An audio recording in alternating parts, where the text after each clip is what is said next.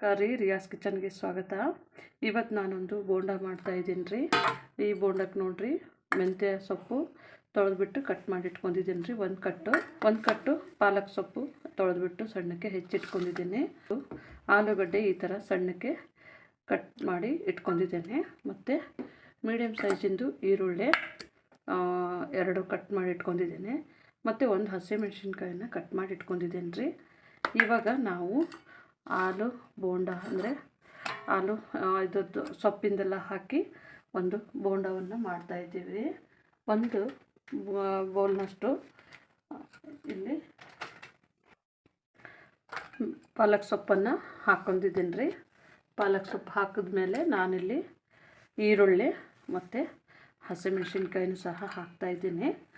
ಮತ್ತು ಇದಕ್ಕೆ ನೋಡಿರಿ ನಾವು ಒಂದು ಆಲೂಗಡ್ಡೆನ ತುರಿದಿಟ್ಕೊಂಡಿದ್ದೆವು, ಅದನ್ನು ಸಹ ಸೇರಿಸ್ತಾ ಇದ್ದೀನಿ. ಮತ್ತು ಇಲ್ಲಿ ರುಚಿಗೆ ತಕ್ಕಷ್ಟು ಉಪ್ಪನ್ನು ಸಹ ಸೇರಿಸ್ತಾ ಇದ್ದೀನಿ. ಸ್ವಲ್ಪನೇ ಇದಕ್ಕೆ ಧನಿಯಾ ಪುಡಿ ಅಂದರೆ ಸ್ವಲ್ಪ ನಾವು ಇದನ್ನೆಲ್ಲ ಹಾಕ್ಬೇಕು ನೋಡಿರಿ, ಅಂದರೆ ಟೇಸ್ಟ್ ಚೆನ್ನಾಗಿ ಬರುತ್ತೆ. ಮತ್ತು ಓಂಕಾಳು ಒಂದು 1/4 ಟೀ ಸ್ಪೂನ್ ರೀ. ಒಂದು ಸ್ವಲ್ಪ 1/4 ಚಮಚದಷ್ಟು ಅರಿಶಿನ ಹಾಕ್ಕೋಬೇಕು. ಇವಾಗ ಒಂದು ಅರ್ಧ ಟೀ ಸ್ಪೂನಷ್ಟು ಅಚ್ಚ ಖಾರದ ಪುಡಿ, ನಾನು ಹಸಿಮೆಣಸಿನ್ಕಾಯಿ ಒಂದೇ ತೊಗೊಂಡಿದ್ದೀನಿ ನೋಡಿರಿ, ಹಾಗಾಗಿ ಇಲ್ಲಿ ಅರ್ಧ ಟೀ ಸ್ಪೂನಷ್ಟು ಅಚ್ಚ ಖಾರದ ಪುಡಿ. ಇವಾಗ ಕೊನೆಯದಾಗಿ ಮೆಂತ್ಯ ಸೊಪ್ಪನ್ನು ಹಾಕ್ತಾಯಿದ್ದೀನಿ ರೀ. ಮತ್ತು ನಾವು ಒಂದು ಬೌಲ್ನಷ್ಟು ಕಡಲೆ ಹಿಟ್ಟನ್ನು ತೊಗೊಂಡಿದ್ದೇವೆ ರೀ, ಅದನ್ನು ಸಹ ಹಾಕ್ತಾಯಿದ್ದೀನಿ. ಒಂದು ಬೌಲು. ಇವಾಗ ನಾವು ಕಡಲೆ ಹಿಟ್ಟನ್ನು ಹಾಕೊಂಡ್ಮೇಲೆ ಇದನ್ನು ಚೆನ್ನಾಗಿ ಮಿಕ್ಸ್ ಮಾಡ್ಕೊಳ್ಳೋಣ ರೀ. ಚೆನ್ನಾಗಿ ನಾವು ಬೋಂಡ ಯಾವ ಥರ ಹಾಕ್ತೀವಿ ನೋಡಿರಿ, ಈರುಳ್ಳಿ ಬೋಂಡ ಟೈಪು, ಇದನ್ನು ಆ ಥರನೇ ಕಲಿಸ್ಕೋಬೇಕು ಚೆನ್ನಾಗಿ. ಇಲ್ಲಿ ನೋಡ್ಬೋದು ರೀ, ಒಂದು 1/4 ಚಮಚದಷ್ಟು ನಾನು ಸೋಡಾವನ್ನು ಸಹ ಹಾಕ್ಕೊಂಡಿದ್ದೇನೆ. ನಾವು ಆಲೂಗಡ್ಡೆ ಸೇರಿಸಿ ಮತ್ತು ನಾವು ಕಡಲೆ ಹಿಟ್ಟು ಮಾಡಬೇಕಾದ್ರೆ ಸ್ವಲ್ಪ ಸೋಡಾವನ್ನು ಹಾಕೋಬೇಕಾಗುತ್ತೆ ರೀ. ಸೋಡಾ ಇರಲಾರ್ದೇ ಅದು ಹಗುರವಾಗಿಯೂ ಬರಲ್ಲ, ಚೆನ್ನಾಗಿಯೂ ಬೇಯೋದಿಲ್ಲ. ಇವಾಗ ನೋಡ್ಬೋದು ರೀ, ನಮ್ಮದು ಇದು ನೀರು ಹಾಕ್ಲಾರ್ದೇ ನಾನು ಇದನ್ನು ಈ ಥರನೇ ಕಲಿಸ್ಕೊಂಡಿದ್ದೆ.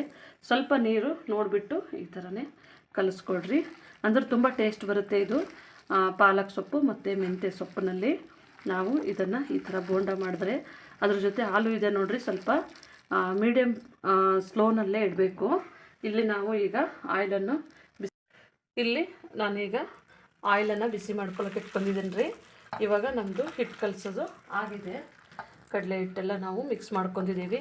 ಈಗ ನಾವು ಸೈಜ್ ನೋಡ್ಕಸಂದ್ರೆ ಇದರೊಳಗೆ ಬೋಂಡವನ್ನು ಬಿಡೋಣ. ಈಗ ನೋಡಿರಿ ಚೆನ್ನಾಗಿ ಕಾದಿದೆ.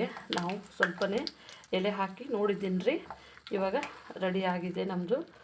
ನಿಮಗೆ ಸೈಜ್ ಎಷ್ಟು ಬೇಕೋ ಅಷ್ಟು ನೋಡಿ ಹಾಕೊಂಡ್ರೂ ಬರ್ತದೆ ರೀ. ನೋಡಿರಿ ಇಷ್ಟಿಷ್ಟೇ. ಇದು ನೋಡ್ಬೋದು ರೀ, ನಾನು ಒಂದು ಸ್ವಲ್ಪನೇ ಮೀಡಿಯಮ್ ಸೈಜ್ನಾಗೇ ಹಾಕೋತಾ ಇದ್ದೇನೆ.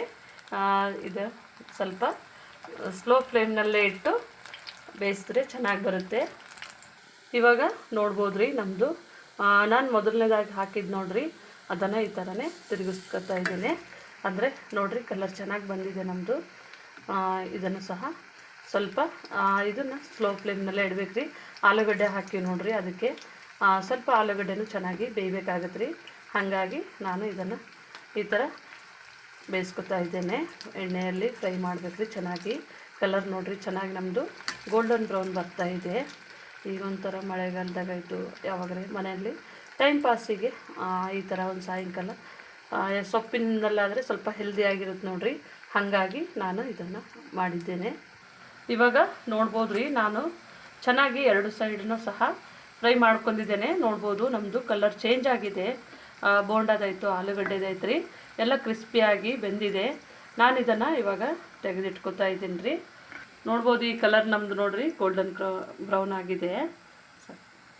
ನೋಡ್ಬೋದು ನಮ್ಮದು ಬೋಂಡ ರೆಡಿ ಆಗಿದೆ ರೀ. ನೋಡ್ಬೋದು ತುಂಬ ಚೆನ್ನಾಗಿ ಬಂದಿರ್ತದೆ ನೋಡಿರಿ, ತುಂಬ ಕ್ರಿಸ್ಪಿಯಾಗಿಯೂ ಇದೆ, ತುಂಬ ಬಿಸಿಯಾಗಿದೆ. ನೋಡ್ಬೋದು ಒಳಗೆಲ್ಲ ಬೆಂದಿದೆ.